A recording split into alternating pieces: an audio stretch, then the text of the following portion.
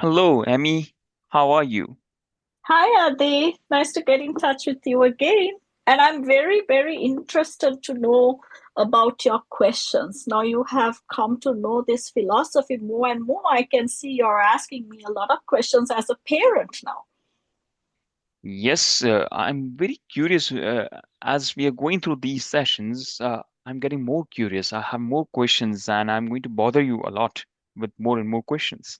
That's good. I love when I'm being bothered. So it stimulates my interest and, it brings a lot of hidden knowledge that I have. And I'm very happy to share with you, Adi. Yeah. So, Emmy, last time we were discussing that human development psychology has relativity with respect to the early childcare education and development. How does this work as a parent? This brings a question in my mind that how does this work when we talk with respect to the Montessori education?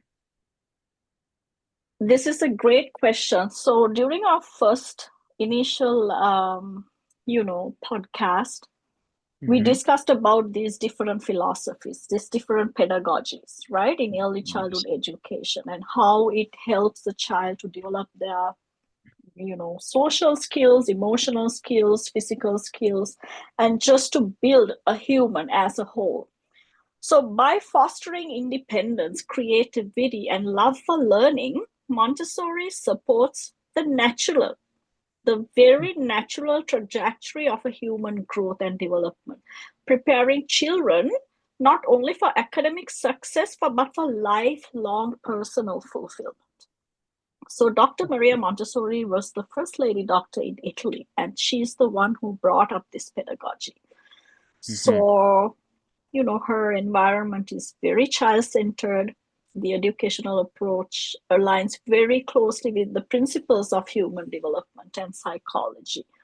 And if you remember, I told you I got my Montessori education from her own college in Netherlands. Yes. Yes, which was affiliated to Sri Lanka. And actually, my certificate is signed by Robert Montessori. And I think that's a very rare chance that so everybody, when I show my certification, oh, wow, this was signed by Robert Montessori. Like, it becomes a wow factor. And I cherish this for the rest of my life because it's a very rare occasion to get his, pen ink signature on my diploma. Yes, so you So are having privilege to have this. Yes. yes, it's a privilege and it's an honor, and I learned a lot from this, like how delicate this line of work is, and they always said you can never make a mistake with children, Yeah, right? and as a parent, at times we don't realize, considering myself, when we were sending our child to Montessori, we were not thinking it in this way that there are so many theories working on behind this, and this training as a Montessori teachers, trainers, you guys are being trained in this way that every psychological aspect has to be inculcated while you're designing any activity, any other sort of aspects as well. It's very, very important. Please share Correct. something. Yeah, yeah. Correct. Very, very true. So when we are working with children, we just don't go and read out a pre-planned lesson. We are not going to go and say, okay, we have to finish this syllabus by this day. Okay, this is the schedule for today. We cannot go with that mindset, Adi. It all Okay. happens according to their interest. If Mhm. this child is not interested in writing today, I cannot get this child to write. So I have to try different other ways to get this child to do this.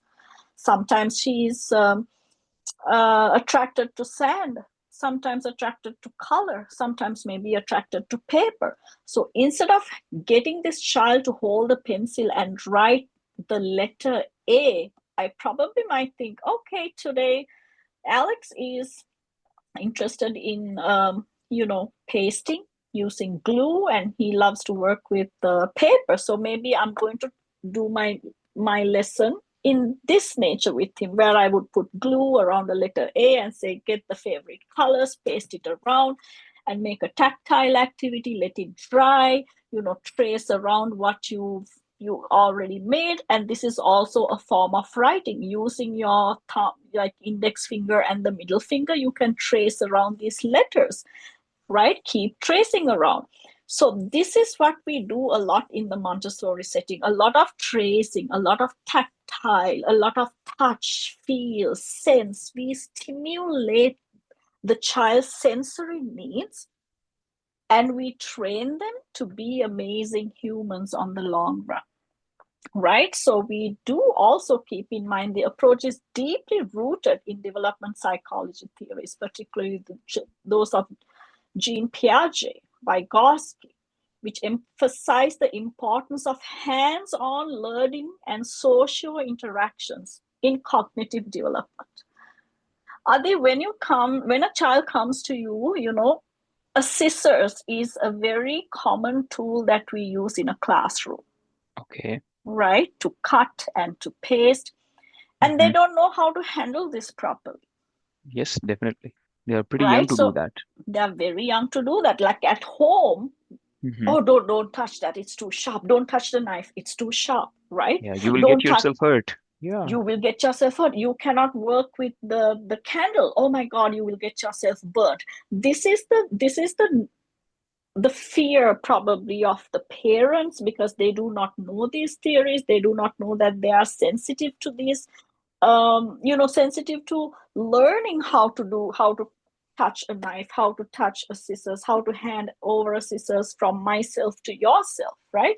And Hmm. all these trainings happen in Montessori, because when they come to a classroom, they start with simple exercises, like it's called exercises of practical life. How to carry a scissors, how to give a scissors to somebody else, right? How to carry a knife. And then we have candle activities, we have water activities. And do you know that they hurt themselves? No. Do they spill water everywhere? No, they don't. Why? That Because of the means, structure yeah. that it's been built in. So I think for parents, Adi, it is extremely important for new parents to talk to some specialized childcare workers and learn these aspects so they can implement these at home as well.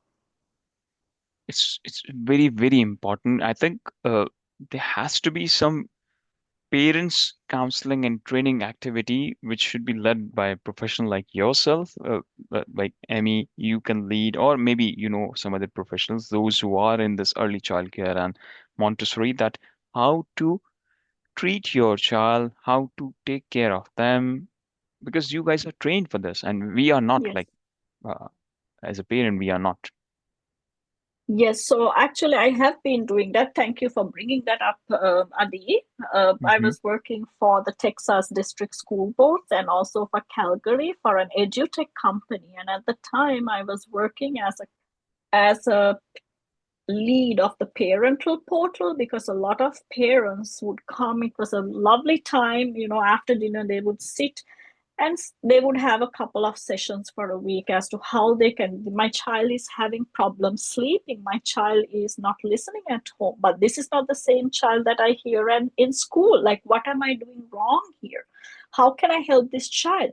Because the parents do not have the knowledge to find the psychological needs of these children during these developmental stages, right? Hmm. So it's just like you're learning how to do your taxes. It's just like you learning how do you build a home, how do you apply for a mortgage, and what happens from there. If you go for a pre-con home, like what's the process? What are the steps? So just like that, building a child to become a human, adult human, is a big task, Yes, right? that's a very So happy task. it's a very heavy task. And also, as a father, that when you bring up your son or daughter in a specific way, they grow up very naturally, spontaneously, without having any delays, any frustrations in between, because you're constantly working with a specialized person to help them, when the child is going from 6 years to 8 years, what happens in the brain, we know because we have learned. What happens when they become a teenagers? What are they having their moods, and how do you navigate through that? So this is an entire process that the parents must need to learn. You know how they learn about retirement planning, how they learn about, just like I tell you, investments. So Mm-hmm. if you invest your time to learn about your child, you will have a very smooth parenting process, extremely smooth parenting process. So this is what I did before, helping families who had children with special needs, with multiple special needs, because I was specialized in that too. And then talking to the parents, I have been talking to the children.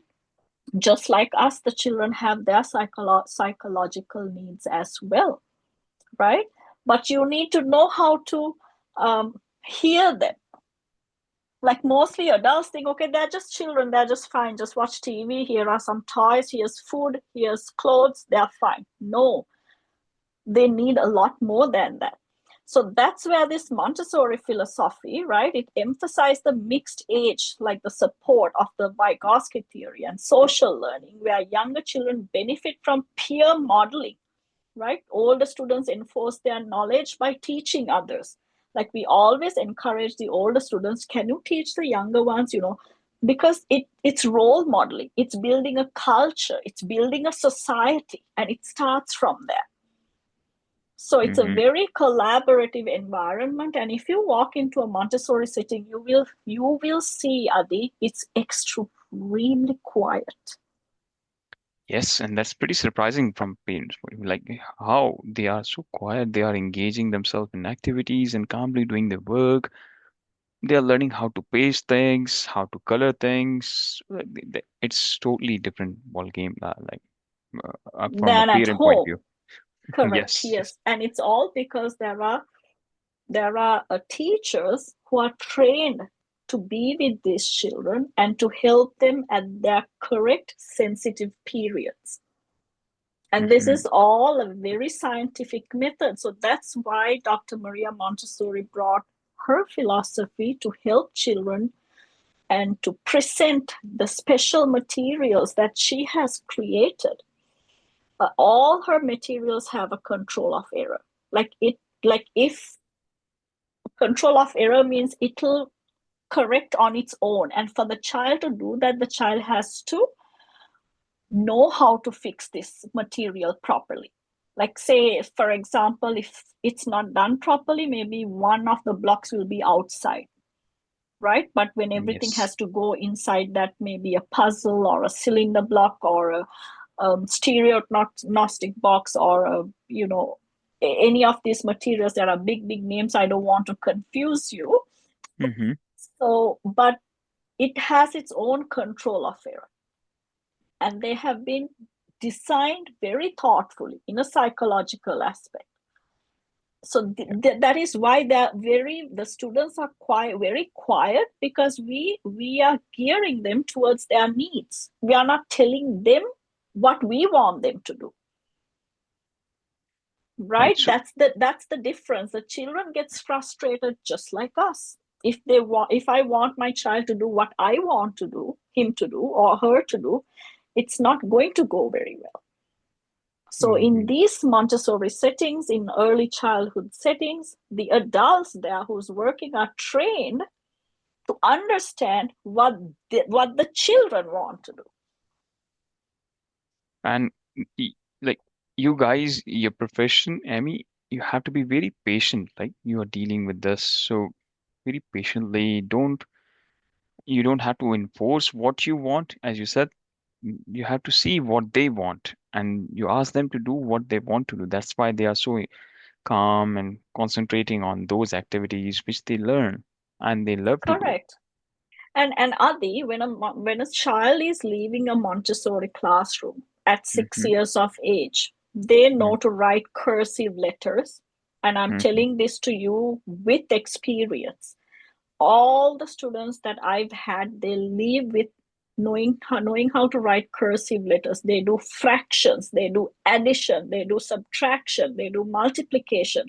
They know all the shades of colors, right? Hmm. So it's like it's a complex process. At 6 years old, they are doing all these things. Why? Because it was presented to them periodically during their sensitive period. Okay. So it really offers a holistic framework that aligns with modern psychological research on child development, and which eventually helps human development into the future. Yes, it does. So, Amy, thanks again. Like the way you are increasing my knowledge with respect to that.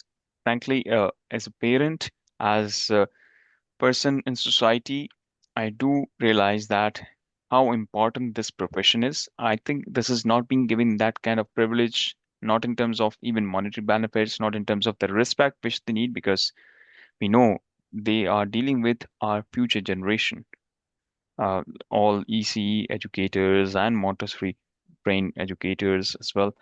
And like we were discussing, like Amy, thanks to you, we initiated this and we have a longer vision, more broader vision, more long uh, time futuristic approach to deal with parents, to highlight the importance of this profession and hope that we'll continue working on this.